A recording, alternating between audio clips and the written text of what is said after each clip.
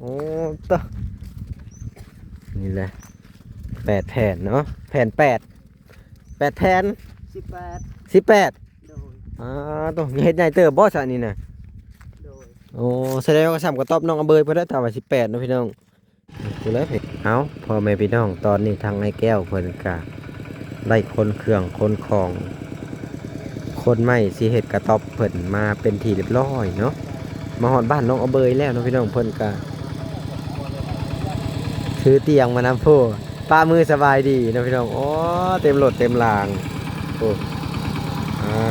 เนาะพี่น้องเอ้ยอันเด้โอ้ไม้เพิ่นก็งามอีหลีเนาะไม้งามโอ้โอ้งามคักอยู่ไม้ก็ได้ซื้อเนาะเพิ่นไปตัดไม้ในดงแล้วนี่เฮ็ดกระต๊อบก็สิงามอยู่ไม้มันซื้อโอเคจอด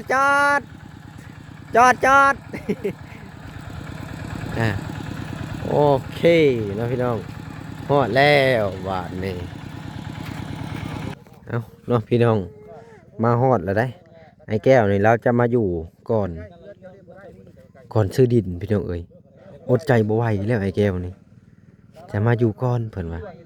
ฮุบเข้ามาเลยได้พี่น้องเอ้ย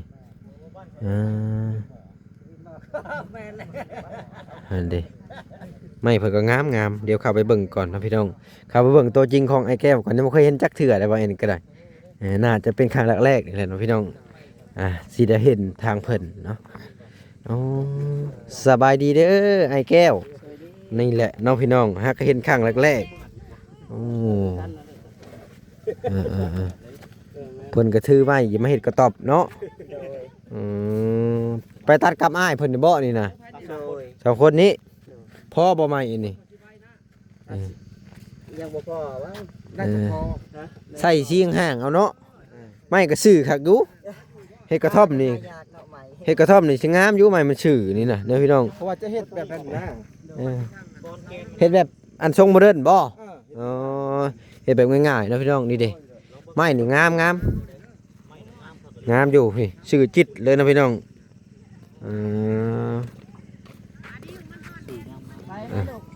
บ่แอนก็ทนแดดทนฝนเนาะอันนี้เตียงบ่าวแซนซื้อมาเนาะพี่น้องจักลำวะ2 4 6 8 10 12โอ้ยพออยู่นี่นะพอ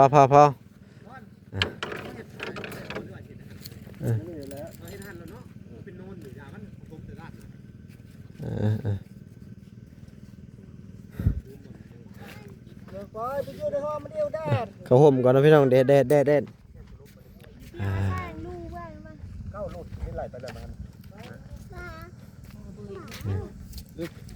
ทางทีมงานเราก็ได้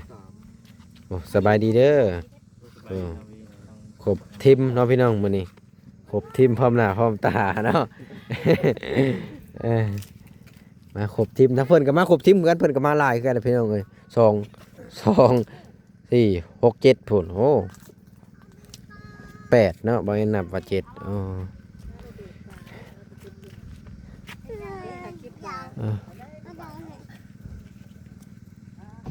จะเอาเตียงลงเนาะพี่น้อง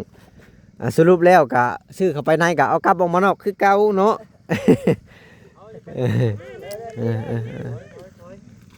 มาพี่น้องจะบอกเด้อทางนั้นเด้อโอเคป้านี่แหละป้าห่มนี่แหละพอได้นั่งพักผ่อนแม่นแล้วข้าตะลึงโอ้ไอ้แก้วเนี่ยบ่แม่นสิได้น้องเพิ่มบ่จักซะแล้วเตียงงานเลยคล้ายๆเตียงแม่อยู่กำเลยเตียง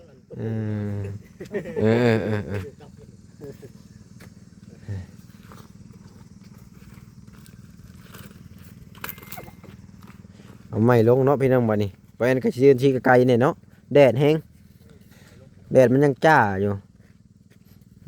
ดิวกลางห่มแม่ฮันจะอยู่กลางห่มแม่มันร้อนดิวทำมาดิวเร็วลูกเร็วโทรศัพท์จนฮ้อนนะพี่น้องว้าตัวแดดแห้งเลยได้นี่โคตรเลยนี่แหละ ร่มลูกกลางร่ม ยันเงินว่าอย่าไปยืมไปนั่นแหละหมดเลย นี่แหละไม้กันเนาะแสดงว่าเพิ่นไปตัดไม้ก็เลือกเอาคักอะไรเนาะนี่เนาะชื่อจิตคักอะไรได้อพี่น้องเอ้ยกว่ากระต๊อบน้องเอาเบยคักอะไรชื่อคักพุ่นไม้ปอเตอก็งามอยู่บ่สิน่ะเฮ็ดนั่นก็โอเคอยู่นี่เนาะเพราะว่าไม้มันอยู่ตามเหล่าเด้มันจะงาม เขาไม่ ดงบ่ไอ้ ถ้าไม้โคกมันก็อาจจะบ่งามซำนี้ หน้า นี่เนาะพี่น้อง ตามแทน อ่า นี่แหละไม่มันมักอยู่แบบ ไม่เป็นหม้อที่นี่น่ะ ไม่เป็นหมอไม่ละ ตัวนี้ทำไม่เมือดตัวนี้นี่นี่ไม่เมือดนี่ สองชนิดเด้อไม่เหมือน เออ ไม่เหมือนแองกับเหมือนยังไง ตัวนี้หาต้นแข็งๆนี่นี่ อย่าขึ้นต้นอีกแล้ววะ เด้ต้นแข็งอันนี้ดิเด้นี่นี่ต้นแข็งอันนี้ได้นี่ต้นใบน้อยๆนี่มันหักบอลขี้ไล่มันก็เลยมันน้อยอย่างนี้ แมนอันนี้ป้อ เออ หายากเลยหา ใบ ยาก อันเบิ่งออกเบิดใหม่นี่นะพี่น้องหนักเท่าถ่านเก่า อ๋อ ชาวกระต๊อบกันโอเคอยู่ เอามือออกเด้อไม่ที่ทับมือ เออ มือที่ทับไม่ยันไม่ฮักย่านได้ ปุ่มไม้ตีนนกตัวนี้นะ ย่านไม่ติดนก นี่แม่นบ่กกตีนนก ไม่ติดนกเนาะเนาะ แม่น ตัวนี้ไม่ติดไก่เนาะ แม่น ไม่ติดไก่ตัวนี้ ไม่อันนั้น มายัง มักโคแลนแม่นบ่ มักโคแลน แก้วอันน่ะเด้อ เอาก้อนลูก เอาไว้ตัวนี้เขาไว้ในเด้ออันนี้ทั้งซีเนี่ยเขาไว้ในไง ไม่ป้าไว้นี่แล้ว ไม่ ไม่ ไม่ เขาบ่เอาแล้วเขาเอาให้เอาแล้ว เอาแต่จังกะซีเข้าไปไว้เนาะอืม ยังเด้อเดี๋ยวเอาไว้ผ่านมาเบอร์ก่อน บ่ให้ค่าเขาเอาก็ให้เขาเอาเสียไม่ไปตัดเอาไหม ตัดมาอีกเนาะยืมเนาะเขียน บ่ ป้าย ให้ ใส่ เขายืมไปก็ บอกก็บอกว่าไม่ของไอ้แก้วห้ามเอาสิบอกอันนี้เนาะเอาไฟขี้ข้านตัดอีกพุ่นว่าไม่ขางามเนาะบ่ล่ะเนาะสื่อจิตเลย ไปหาเบิดมือเพิ่นว่า ไปแต่เช้าไม่สิได้ ซ้ำไม่อันหกเลื่อยอยู่แล้วนะ ก็ไม่เห็นก็ตอบก็งามได้ไหมไปสิ มันก็ตอบอยู่แล้ว พอไม่เที่ยงให้เที่ยงหน้าเขาก็หาเอาไปเจียงงามไปสิมันก็ละเอียด แล้วบ้านนี่ไปเอาไม้อันนั้นมาซับภาคเด้อไม้ไผบ้านเด้อไม้ไผบ้านไผมีกับไปขอเขามาแต่อยู่บ้านนั่นแหละลืมบอกว่าเอาไม้ไผบ้านมานำแน่มาซับภาคใส่เด้อ มาที่บ้านว่า เออซับภาคไก่กับผู้ที่ตอนที่เจ้าคนเขาของมาแหละเอามาจากที่หาลำเดี๋ยวไม่ภาคเนาะซับภาคกูก่อนมันละเอียดเนาะอยู่ส่วนข้าวไปก่อนเนาะพี่น้องไงกะมันสิบ่มีแป้นปูเด้อจุ๊หรือว่าจุ๊เจ้ามีบ่ ตรงนี้บ่มี เออน่ะมันบ่มีนั่นแหละถ้าจะเอาไม้เอาภาคไปก่อนไม่ใช่บ้านเขาเท่านั้นน่ะ ทางรถก็ยาวครับอะไรนี่ปอ ซื้อเพิ่นเด้อ แต่ว่านี่เลยมีรถเขาสิบ่ได้มานะว่ามื้ออื่นนี่เขาสิบ่ได้มาเขาข้าวเวียก มึงฮื้อพุ่นก็ได้จากคนเข้ามาพอมือนี่มันทันแล้วดอก แต่รถนี่จังสิได้จักบ่ละเพราะว่ารถเขาสิออกไปหน้าเด้เขาสิไปอยู่หน้าข้างข้างหน้ามื้ออื่น โอ้กะหารถคนอื่นกะ บ่มีนั่นละถ้าบ่มีนะหมดรถอันนี้ก็บ่มีมึงยืมแล้ว กะคนมื้อนี้เลยเป็นหยังซะ หน้ากะอันนั้นหรือว่าสิคนนั้นนี่เลยบ่ คนมื้อนี้เลยก็ได้ มียังไงขาดแต่มีแต่เครื่องบ่บาด เอ นี้ อเครื่อง ก็ช่างก็เอาไฟโคมหรือว่าจังไดจ้ะ เพราะว่า หรือว่าจะคนมาตอนเช้าก็ได้จะงอกหน้าก็ได้นะเด้อ หรือว่าจังได แล้วก็ตัดไม้มาน้ำมือน่ะเนาะเอามาแต่เช้าเด้อ แต่ไม่ไปบ้านน่ะไปนี่บ่มีเลยไปบ้าน แค่บ้านกับพอซื้อของเขาก็ได้เดี๋ยวจะเอาเงินให้เด้อเจ้าก็มีตอนนี้เขาสิมอบเงินให้เจ้าอยู่จัก100,000มาหันเขาก็มอบให้เลย200,000เจ้าก็ไปซื้อไม้เด้อไม่ให้บ้านล้ำบ่เกิน10,000ดอก ได้บ่ ไม่ให้เจ้าเข้มข้นหลดกูยักมาแปลว่าอะไร เอาน้องพี่น้องเข้าห่มก่อนแดดแห้งโอ้โตปุ๊น้องพี่น้องเนาะเอาน้องพี่น้องเอ้ยถ้าบุญอย่าเอาขนมให้น้องๆเพิ่น เป็นขนมแล้ว แดดอหลี ลูกเจ้าแล้วเป็นยังไง โอเคน้องพี่น้องหลังจากที่คนเครื่องคนคอมมาแล้วเอาไม้มาแล้วกันนี่แหละจะให้เบิ่งบรรยากาศก่อนแดดว่าบ่น้อย อันหนาวที่เหือกออกเลย เพื่อคอยเต็มบ่เลยจักแล่นี่โอ้ทางไงนี่แหละสิเอาอันน่ะเข้าไปไว้ทางบ้านน้องอาเบอร์ญาติผู้เจ้าเพิ่นยืมไปก่อนน้องพี่น้องนี่ล่ะ เดี๋ยวพี่น้องผมยืมไปก่อนได้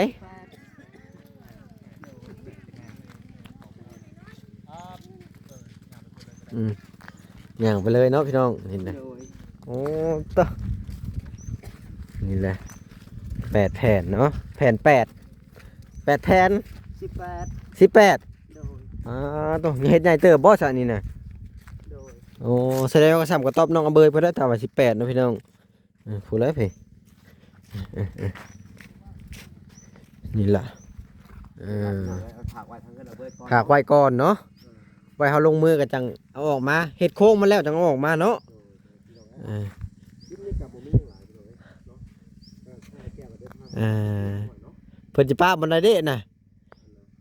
พี่ป้าเท่านี้ก็ได้อ้ายพี่บ่มาชอกลีกมันจังบ่ต่ำพี่ข้างๆพี่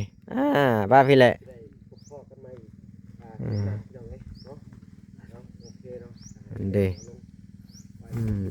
โอเคป้าหั่นแหละเอาน้องอเบยก็ได้เพื่อนบ้านอีกเลยเพิ่มขึ้นมาอีก1 คน บ่เงียบบ่เหงาพอดีแหละน้องอเบยไปภาคไอ้ชัยต่อจากน้องอเบยเนาะสมุดนะพี่น้องเบิ่งไอ้ถ่ายรูปหน่อยยักเข้ามาห่ม1 2 3 1 2 3โอเคฮักเห็นตัวจริงบ่แอนหล่อคือกันเนาะไปตัดไม้แล้วก็มาเลยบ่นี่เรียกว่าจังได๋ โดย หรือว่ากินข้าวแล้วจังมา กินข้าวแต่อยู่ดง กินชุดยง โดย ถือข้าวไปกินบ่ โดย คือจักโมงอย่าออกมามื้ออื่นนี่ เบิ่งก่อน เอาถ้าว่าอันว่ารถเพิ่นค่าอะไรมื้อใดจะได้เอาออกมาบัดนี้ ก็บ่มีแล้ว หรือว่าจะสิฮุบมันนี่เลยบ่ ก็อาเวียดนามแล้วผมคิดบอกก็บ่มีรถเด้เขาสิออกไปหน้าเลย เพิ่นออกไปหน้าประเทศเวียกเพิ่นเนาะเพื่อเพิ่นสิแล้วเวียก ก็บัดนี้เขาออกไปให้หน้าเนาะก็ บางทีมัน เขา ไป ก็บ่ได้มาบ้านแล้วเขาอยู่หน้าเลย โอ้ พันมื้ออื่น1ค่ำว่ะน่ะเขาออกแล้ว แม่นนี่ค่ำก็ฮุบมาเลยมื้อนี้มีเครื่องของหยังนี่ ก็มีพวกข้าวสารมีพวก นั่นเด้ ห่มมอนอะไร เออ ต่างๆนั่นนะถ้าว่า ลองถามเบิ่งถ้าว่าเขาบ่ทันออกก็ได้อาศัยรถเขานั่นแหละ เพราะว่าออกไปเพิ่น เป็นญาติพี่น้องแน่กับเขา ทางเจ้านี่บ่ โดยอันถ้ารถแถวบ้านเฮากับบ่กล้าการพิรู้เฮาใช้หมวกน้ำมันให้เขาก็บ่คือของเองเนาะ บ่คือของอันคนใกล้ๆเลยเนาะ โดย คนไกลๆห้อยมันบ่จะคักปานใดเลยเนาะ โดย อันนี้ใกล้กับใครแน่ โดย บ่ตัดไม้ก็โอ้ไปกับบ่พ่อเจ้าเวรนี่ โดย ได้ยินข่าวว่าไอ้แก้วเพิ่นไปตัดไม้ว่า ไปแต่เช้า ไปกับเพิ่น2 คนเนาะ โดย แต่ไม้ก็งามไปเลือกเอาบ่ เลือกเอา ลายอยู่บ่ไม้นี่ ก็อยู่ดงเนาะลายอยู่ ดินไผสรุปแล้ว ฮะ บนไปตัดไม้นี่เป็นดินของไผ ของ ดินของเพิ่นผู้ขับรถน่ะบ่ โดย อืมดีใจอยู่บ่สิได้อันดินได้ดอนนี่ ดีใจ คือว่าอันที่ชื่อดินเจ้าบ่ได้เข้ามาเบิ่งบ่สำอื่น น่าสิข้าวนำแล้ววะ นั่งรถยังได้เข้ามาบัดนี้ ก็นั่นแหละยังบ่มีรถสิ โอ้ เข้ามา ถ้าว่าดินยามเช้าๆนี่เจ้าต้องมาเบิ่งน้ำเนาะ โดย หรือว่าจังได ก็ประมาณนั้นแหละ คันเบิ่งน้ำพุ่นแล้วมันจังคักเนาะ โดย เพราะว่าให้ FC เห็นหน้าเห็นตาแน่เนาะ โดย ก็แม่นอยู่ว่าเฮาซื้อให้แต่ก็อยากให้อ้ายเพิ่นมาเบิ่งเวลาอันซื้อดินเนี่ยนะพี่น้องเนาะดินเนี่ย15คูณ18บ่ โดย หลังจากนั้นก็คือมื้ออื่นสิลงมือเฮ็ดกระต๊อบเลยบ่ ก็ฟังเพิ่นเว้าก่อนเขาสิว่าจังได๋เพิ่นว่า ทางบ่พรนี่บ่ โดย ก็น่าจะมื้ออื่นนี่แหละเพราะว่าคำหนึ่งเฮาเฮ็ดเวียกได้ โดย คือมื้อนี้ บอ ว่า กก็สิให้มื้อนี้แหล้วมื้อนี้สิให้ไป